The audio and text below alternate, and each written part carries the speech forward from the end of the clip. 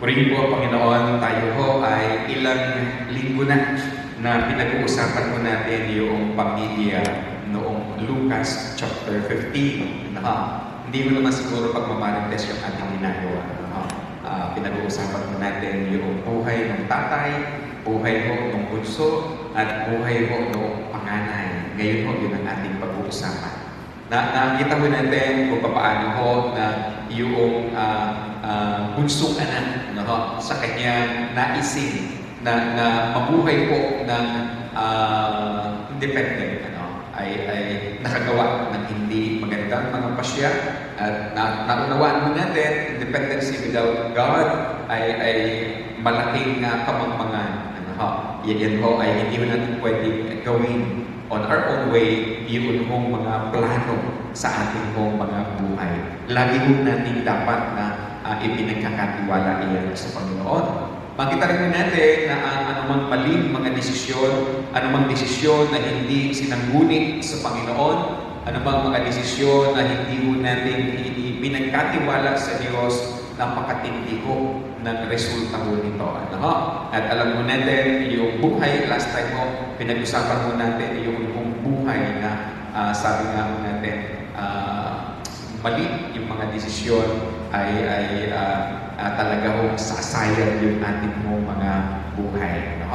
At ngayon hong umaga ay pag-usapan mo natin yun hong pagbabalik noong actually diniscuss na ho ng Jack Jane last Sunday kung paano ho na yun hong prodigal son ay bumalik doon sa kanya kaisipan at nakita ko niya yung kaibahan noong buhay kapiling yung kanyang ama compare doon ho sa buhay na malayo sa kalinga ng kanyang ama. At ganyan din ho, alam natin, ang buhay po na wala sa Diyos ay napakahirap at kailangan ho talaga natin bumalik sa Panginoon. Yan ho yung pinaka-ultimate decision na pwede po natin gawin. Wala ho tayong option kung hindi talagang bumalik sa Panginoon. Ngayon ho naman umaga, pag-usapan ho natin yun hong panganay na anak. Sabi ho ng Luke chapter 15 from verse 25 hanggang verse 32 ay ganito. Basahin ko lang po sa inyo ng mabilisan. Sabi po niya, nasa bukid noon ang anak na panganay nang umuwi siya at malapit na sa bahay, narinig niya ang tugtugan at sayawan. Tinawag niya ang isang utusan at tinanong, bakit? Anong mayroon sa atin? Dumating po ang inyong kapatid, sagot ng alila. Ipinapatay po ng inyong ama ang pinatabang kuya dahil ang inyong kapatid ay nakabalik ng buhay at walang sakit. Nagalit ang panganay at ayaw niyang pumasok sa bahay. Pinuntahan siya ng kanyang ama at pinakiusapan. Ngunit sumagot siya, pinaglingkuran ko kayo sa loob ng maraming taon at kailanman hindi ko kayo sinuway. Ngunit ni minsay hindi ninyo ako binigyan ng kahit isang maliit na kambing para magkasayahan kami ng aking mga kaibigan. Subalit nang dumating ang anak ninyong ito, na lumustay ng inyong kayamanan sa masamang babae, ipinagpatay pa ninyo siya ng pinatabang kuya. Sumagot ng ama, anak, lagi kitang kapili at ang lahat ng aking ari-arian ay sa iyo. Nararapat naman na tayong magsaya at magdiwag sapagkat namatay na ang kapatid mo, ngunit nabuhay na wala, ngunit muli natagpuan. Pagpalain po ng Diyos ang pagkabasa ng kanyang banal na salita. Hindi ko alam kung pareho ko yung translation noong akin kong nabasa. But anyway, gusto ko hong tingnan mo natin yun hong reaksyon noon hong panganay na anak. Ang banggit ko, dalawa lang po silang magkapatid. Walang sinabi na mayroon pa siyang ibang kapatid. Wala rin mong sinabi tungkol sa kanilang nanay. At hindi mo din pwede pag-usapan yung nanay. Bakit namin natin, probably, ina-assume ko na nung umalis yung hong bunsong anak, lahat ng responsibility nakatang doon ho sa panganay. So lahat ng trabaho, lahat ng mga dapat ayusin, yung panganay na anak ko, yung nag-shoulder nito. And naniniwala rin ho tayo na hindi gano'n kadali yung adjustment na ikaw na lang mag-isa. Bagamat may mga katulong ho sila, may mga alipin actually. And makita mo natin, probably ulit, marami mo silang mga negosyo, marami silang dapat na asikasuhin. So, makita rin natin, pwede mo rin natin isipin, yung unhong galit, yung sama ng loob, noon hong panganay, doon sa puso, sapagkat napakawalang respeto. Sabi nga natin, yung unhong pagkuha ng kanyang mana ay parang pagsasabing, mamatay ka na tatay, kukunin ko na yung aking mamanahin sa inyo. So, sa ganito pong aspeto, sa ganitong diwa, hindi ko sinabi kong ilang taon na nawala, pero sabi ko, mahabang panahon, ilang panahon na nawala yung prodigal son. At eto ngayon, bumabalik ko siya. At makita natin, ang sabi mo doon, narinig ko noong panganay yung tugtugan at kasayahan. So, siguro yung galing pa ho ito sa bukid. Ang sabi ho, galing sa bukid. And makita mo natin kung paano po na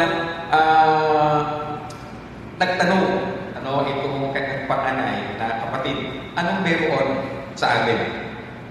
Sabi ko, nung nalipin, sabi ko, utusan, ay, dumating na yung iyong bunsong kapatid.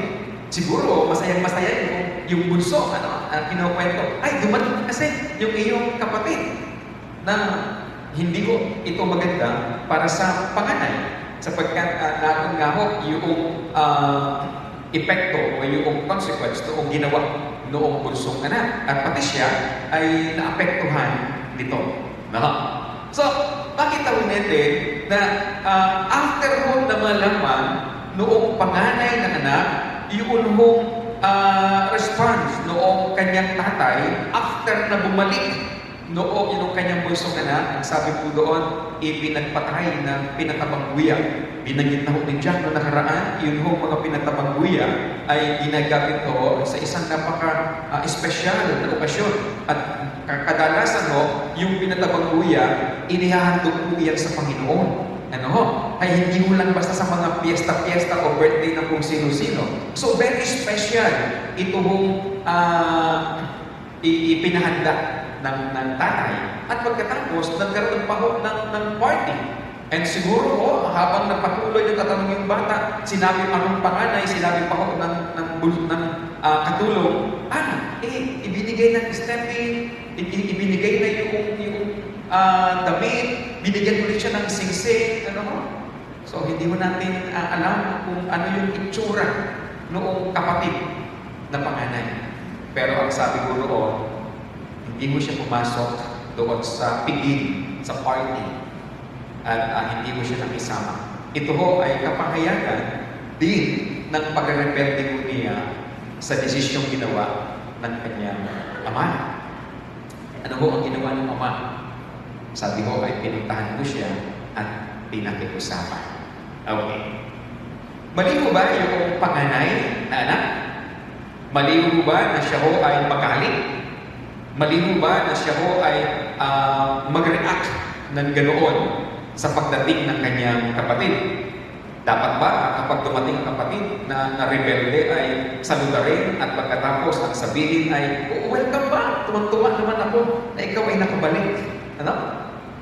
Ganun mo ba dapat yung ating gagawin? Mali mo ba yung reaksyon noong kuya?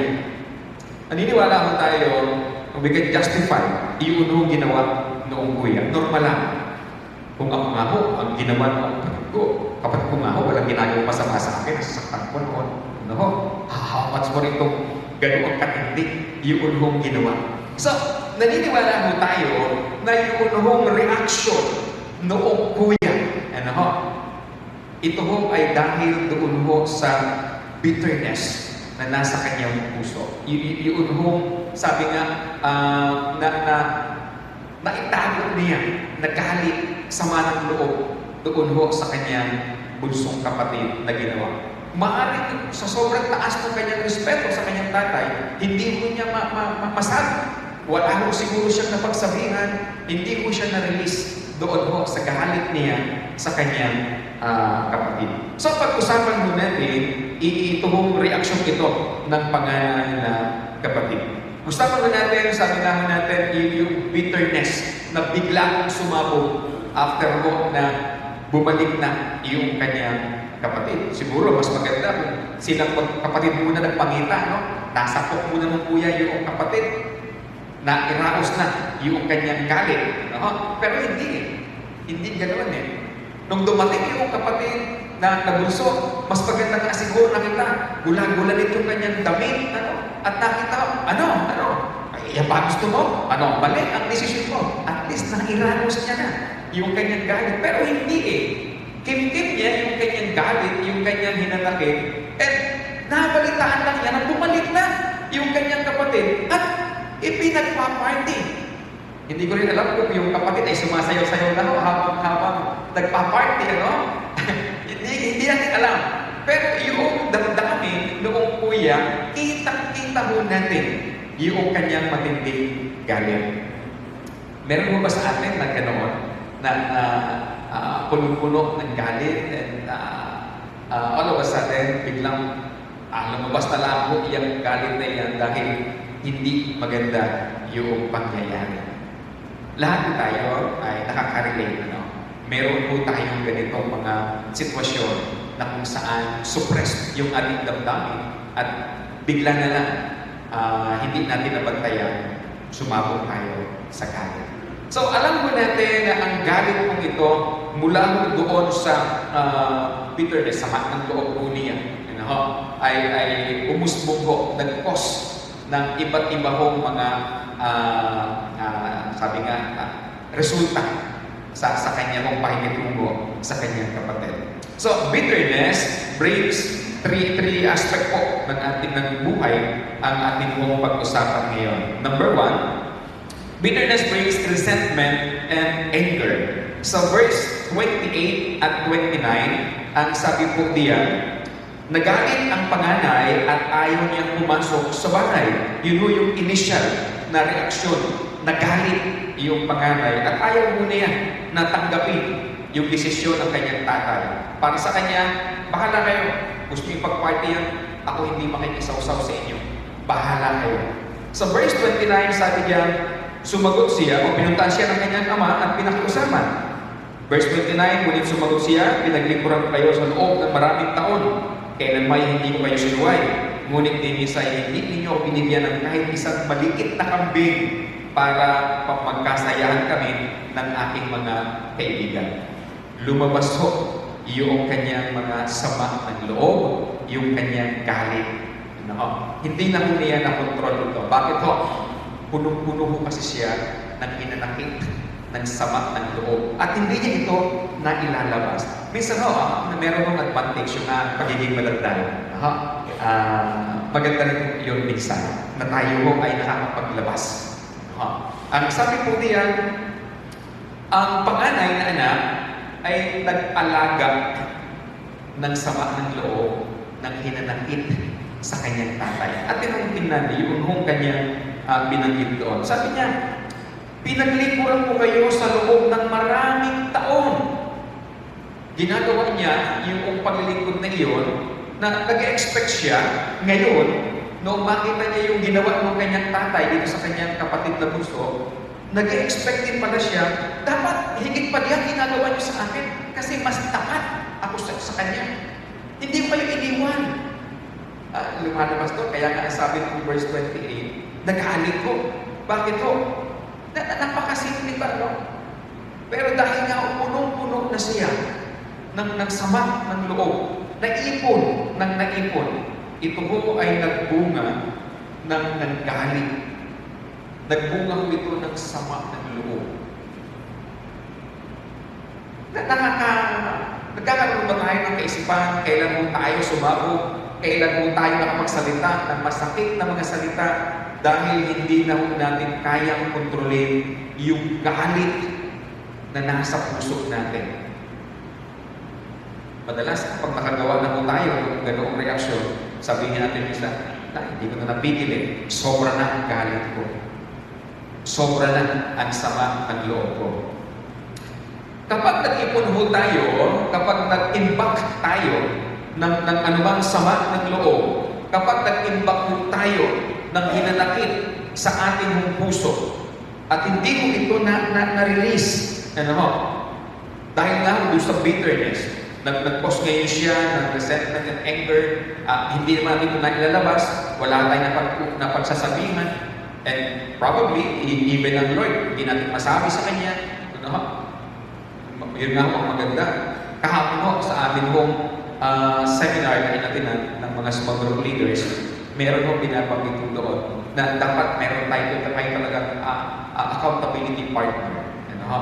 Na meron talaga tayong pwedeng kausapin para makapagsalita, makapagsabi mo tayo. At the same time, meron din nangangalaga sa atin. Ano? Bakit? Hindi mo tama na tayo ho ay nag-harbor, nag-iimbak ng galit sa puso ko natin. So, sino man ho sa atin na mayroong galit sa banang loob pag-uwi mamaya, ilabas na lang. Hindi, huwag mo naman ho, baka kung ano magawa. Pero kailangan ho talaga natin ma-release. Kasi pag hindi mo tayo na-release, mas nakakatakot ho yung ating magiging mga reaksyon. Nanay ko ho, malimit ho niya sinasabi sa akin, pag galit na galit ako, huwag kayong sasagot. Sapagkat yung sagot ninyo, yung katwiran ninyo, ang dating sa akin niya, pagsagot yan.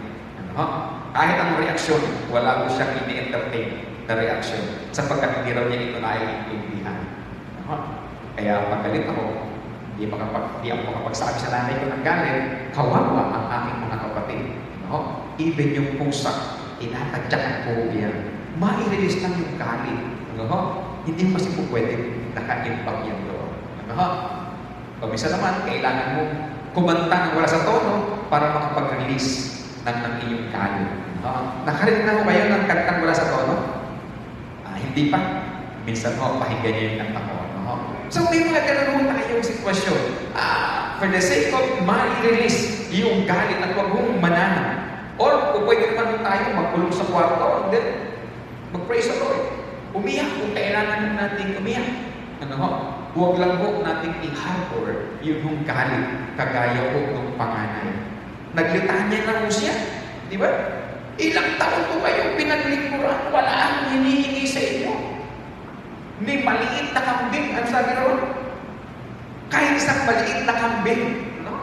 Piruin mo, yun ang kanyang pan. Maliit na kambing lang. Hindi niyo ako binigyan para mag-happy-happy kami ng aking mga tropa pips. Di ba? So, kita ninyo, sa ganong aspeto, lumabas ngayon yung kanyang galit, yung kanyang sama ng loob. So, bitterness brings resentment and anger. At hindi mo ito maganda sa ating sarili, sa ating spiritual na buhay, maging sa ating kalusugan. Pangalawa, bitterness brings rejection of justice and kindness as well as righteousness.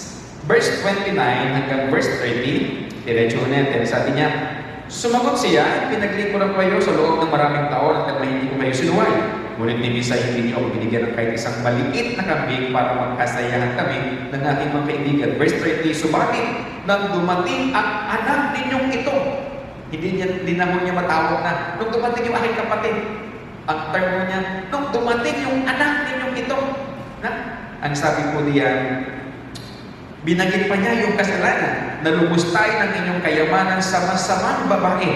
Ipinagpatay pa ninyo siya ng pinatabang guya. Wala na mo siya, hindi niya mo naunawaan yung naging desisyon ng kanyang kapatid. Bakit gano'n ang desisyon ng kanyang ama? Bakit to? Nire-reject na mo niya yung mga positibo mong katuwiran. Wala na mo siya naiintindihan. Ang tingin mo niya, napaka-injustice ng kanyang tatay. Ang tingin po niya, napaka-sama ng kanyang kapatid. Ang tingin po niya, parang siya lang yung righteous. Nakuha niyo yung gusto kong sabihin. May mga pagkakataon mo, kapag matindi ho yung ating sama ng loob, parang ang tingin natin, tayo lang ang kinakawawa. Tayo lang yung kahabag-habag. Tayo lang yung sabi nga po natin ay parang hindi man lang pinagbigyan. Naalala ko, maliit kong kwento ulit. Gusto ko magkwento ulit sa inyo. Pag ako ay napubusan ng pagkain, nung ako'y maliit pa, pakiramdam ko hindi ako anak. Pagkatapos nang hilig pa ho ng aking tsuwi na sabihin, kung sa akin yan, tatako ko yung kaldero niya. Tsuwi, bunso ho ng mga nanay ko, yun mo yung very close sa akin. Gaganunin pa. Pagkatapos sabihin pa ng pati kong puso, ang sarap ng ulam namin. Iyak na ho ako niyan. Samang-sama yung loob ko. Kaya ho, pagka mayroong ulam at naroon ako, may subi na ako sa plato, at ako ng maraming kanin, kukuha ako ng isa pa, at pagkatapos mag-aagaw ako sa aking mga kapatid. Kasi, nakaraan na, kawawa ako eh. Nung nakaraan na, hindi ba na ako nakakain? Nung nakaraan na, inubusan ninyo ako. So, nandoon yung mga katwiran na parang ikaw lang yung tama, parang ikaw lang yung kinawawa, na parang ikaw lang yung totoo, mabait, ikaw lang yung tama. I hope nagkakaintindihan doon tayo na sinasabi ito. Huwag niyo naman ako tingnan na, kasama ni Pastor, ganun pa ng ugali niya. Huwag naman. Inire-relate ko lang, pareho lang kami panganay kasi. Pero, ang banat ho, noong kanyang, nireject na ho niya yung makatarong ng desisyon ng kanyang tatay. Nireject na ho niya yung kabaitan ng kanyang tatay. At para magang tingin niya, siya lang yung matuwid. Siya lang yung kinawawa. Ano ho ang naranasan noong panganay? Disappointed po siya. Ito po yung pinaglingkuran ko. Tandaan natin, yung pagtatanim ng galit, sama ng loob, magbubunga ho ito ng disappointment. At paano nagbubunga ng disappointment? Wala ka na akong makikita tama. Hindi mo na ma-enjoy yung iba pang mga ginagawa. Hindi niya na ako makita na, ang tatay ko ay, gusto na ng tatay ko na buuhin ang pamilya namin. Hindi niya na ako na-appreciate na, yung aking kapatid ay bumalik at okay naman siya. Nakabalik pa siya. Hindi na ko niya nakita yun. Ang tingin ko niya, kawawa naman ako. Masyado akong kinawawa ng pamilya ko nito. Napaka-unfair ng tatay ko nito. Tapat ako sa kanya pero hindi niya ako binigyan ng ganyang bagay. Hindi makatarungan na ako na nagmamanage ngayon ng kanyang kabuhayan, kinawawa niya. Kapag tayo ay puno-puno ng sama ng loob, ang tingin lagi mo natin sa mga nangyayari sa paligid natin, laging para sa atin. Nag-uusap-usap po sila, dating sa atin, pinag-uusapan na naman nila ako. Nagkaroon ho ng kasayahan, nagtawanan, pinagtatawanan nila ako. Bakit to? Hindi naman natin na-appreciate yung mga bagay na mabubuti na nangyayari sa kabila ng parang dating sa atin, napaka-sama ng pangyayari nito sa atin. Bitterness brings resentment and anger. Bitterness rejects justice, kindness, and righteousness. It brings disappointment sa buhay ng isang individual. At once tayo ho ay na-disappoint sa buhay natin ito, nakakatamad na mong gumawa. Nakakatamad na mong iayos yung ating mong sarili. Wala naman akong importansya sa kanila. Hindi naman ako mahalaga. Okay lang. Kung ano-ano na lang, hayain na lang. Hindi ko tayo na-excite na iayos yung ating sarili. Nagiging ASP tayo minsan. Diba? Para lamang makita nila na, ayan ang resulta ng iyong mga pinagagawa. Ayan ang resulta ng hindi makatarungan mong desisyon. Nasira yung aking buhay. Ayaw niya sumama. Ayaw niya magsaya. Disappointed po kasi ito. And kapag tayo ho ay galit, kapag tayo ho ay punong-puno ng hinanakit, kapag tayo ho ay disappointed sa buhay po natin ito, excuse me, ang bitterness po ay nagbibigay ho ng sabi nga, miserable buhay sa atin. Actually, hindi ho yung pagyayari ang nag-cause ng misery sa buhay natin. Yun ating desisyon. Yun hong ating hong pag-iibak noong galit. Yun hong pag-iipon natin nagsama ng loob. Naging miserable yung iyong buhay. Na-experience nyo na ba yun? Yun hong prodigal son, 28 hanggang 32, inilabas lahat po niya ng kanyang sama ng loob. Ano? At makita mo natin, ipinakita rin po niya na hindi siya masaya doon sa ginawa ng kanyang ama. Makita rin mo natin, sa loob ng matagal na panahong paglilingkod niya sa kanyang ama, hindi mo siya nag-enjoy.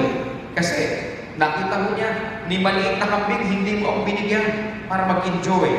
Ano ho? At kung ano-ano pa ho. Ipinakita ko ng ama yung kanyang positibong desisyon.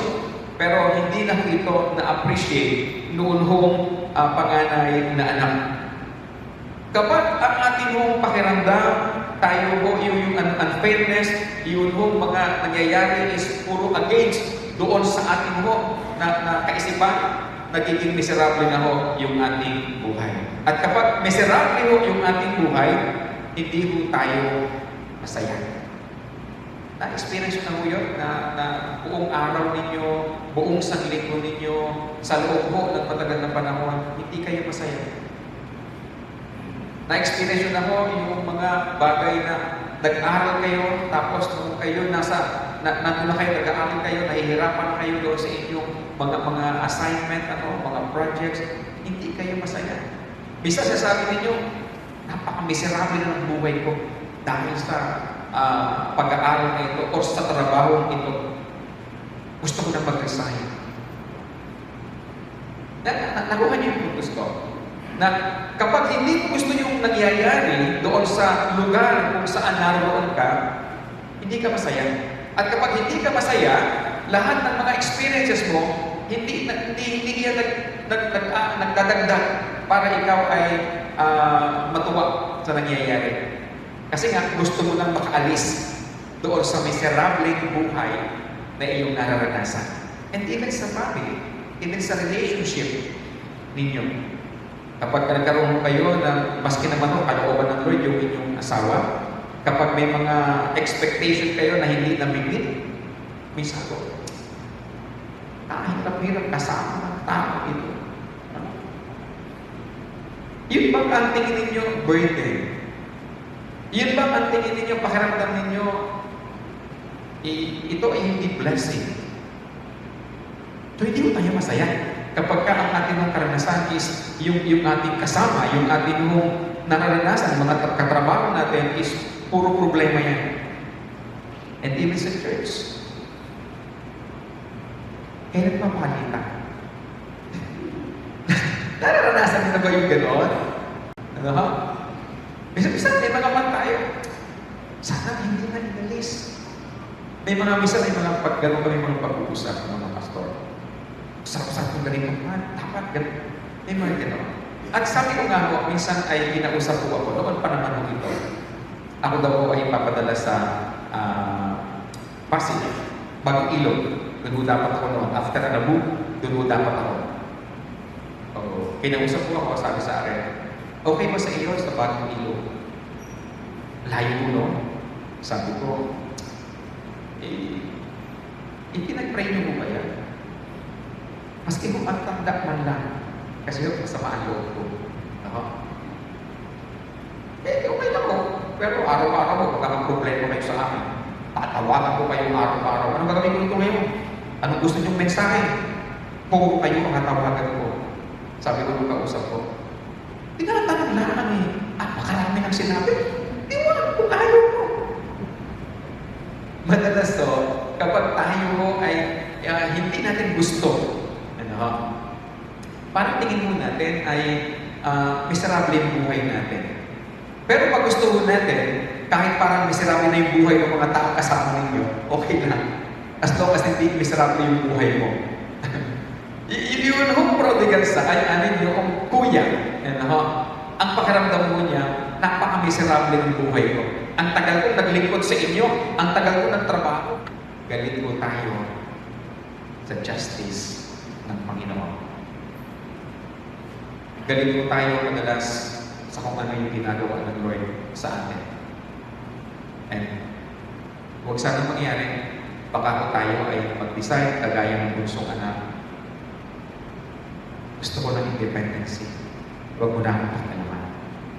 Baka dumating tayo sa punto na tayo ko ay umalis sa presensya ng Diyos. Huwag mo nating hayaan na tayo ko ay mag-harbor ng galit sa buhay mo natin. Huwag mo nating hayaan na tayo ko ay alipinin ho. I-release mo natin yung lahat ng sama ng loob. Yung galit natin. I-release mo natin anuman ho yung negatibo na nararamdaman mo natin. Kung meron tayong nararamdaman galit, sama ng loob, isuko agad natin yan sa Panginoon. Huwag na ho natin ipunin. Ano ho? Kung meron tayong nakitang negatibo, antimano, isumbong natin yan sa Panginoon. At magpalinis mo tayo sa Panginoon. I-review po natin yung galit, yung sama ng loob na ating nararamdaman. Tandaan mo natin, makatarungan ng Diyos. Hindi ko para apihin tayo ng Diyos sa mga pangyayari niya. Justice will prevail. Napakakatarungan ng Diyos. Huwag mo natin isipin, masyadong ang favor nasa Kanya. Hindi no. Alam mo ng Diyos kung ano yung makabubuti para sa atin. Magpasalamat po tayo. Be appreciative sa lahat ng nangyayari sa atin. At yun yung sabi na salita ng Panginoon, in everything give thanks. Sa lahat ng aspeto, ano man ang iyan, be thankful. Magpasalamat po tayo sapagkat napakabuti ng Diyos sa atin. Enjoy life to the fullest. Huwag mo natin piliin yung pagiging miserable. Meron mo tayong kakayanan para piliin mag-enjoy sa buhay na ito kasama ang Diyos. Ang gusto mo ng Diablo is pasakitan tayo. Ang gusto mo ng Diablo, huwag natin i-enjoy ang buhay na ito. Ang gusto mo ng Diablo, maging masalimuot ang ating buhay. Piliin mo natin na mag-enjoy mo tayo. Isa lang daw ho ang responsibilidad ng tao sa mundo ito. Matakot sa Diyos at i-enjoy ang buhay na ito. Nawa po mga kapatid, sa buhay mo natin, huwag natin hayaan na tayo ay maging alipin ng miserable buhay. Sana ho, sa pamilya, individual, sa paglilingkod sa Panginoon, ma-enjoy po natin ano man yung ginagawa ng Panginoon. Kayo po ay nasa tamang landasin. Nais ng Lord, ma-enjoy niyo po ang mga bagay na yan habang naglilingkod sa Kanya. Magandang umaga po, pagpalain po tayo